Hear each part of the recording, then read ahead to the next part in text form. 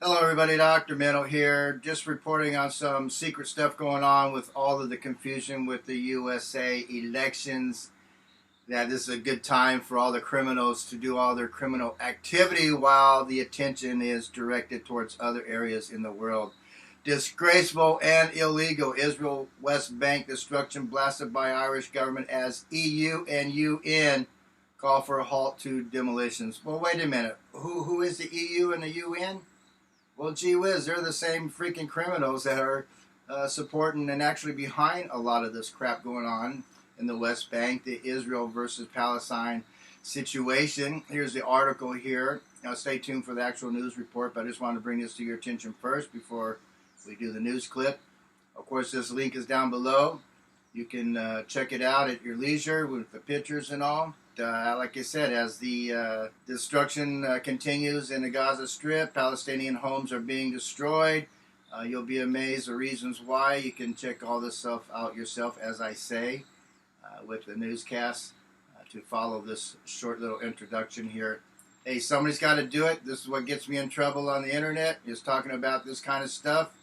This invasion of the West Bank, taking away piece by piece Palestine. Of course, you know, the EU and the UN, well, we all know who's behind them and who owns them, so what the hell. Stay tuned for the newscast. Don't forget to support me on Patreon. Brussels has blasted Israel for a destructive operation in the Jordan Valley that has left dozens of Palestinians homeless. Palestine says Israel has timed the move while the world is distracted by the US election. RT's Paula Sleer reports from the scene of the incident. While the world's attention has been focused on the American elections and no one's been looking, here in a remote part of the West Bank, Israeli bulldozers have been hard at work demolishing most of a Bedouin village. The result is that 73 people are now without homes, half of them children. The Israeli army arrived at 10 a.m. and began an operation to demolish our homes without any warning. This is an operation in order to evict people from the area, but we are not going to leave. This land is Palestinian. Israel claims it is a war zone. Among the structures that were destroyed are tented homes, latrines, solar panels and animal shelters. The only thing that remains here now, or I should say the only one, are goats. The Israeli army confirms it carried out this demolition and says it was because the structures were illegal. We lost our houses.